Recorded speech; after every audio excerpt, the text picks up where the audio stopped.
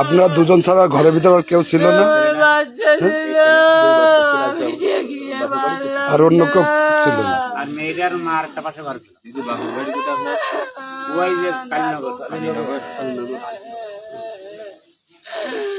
আমার এত বড় ক্ষতি কেন করলি? যারা করলি না করলি চাই আমি চাই আমি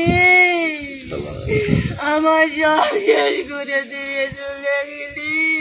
আমি বিচার চাই। ওরা যদি কিছু চাইতো আসে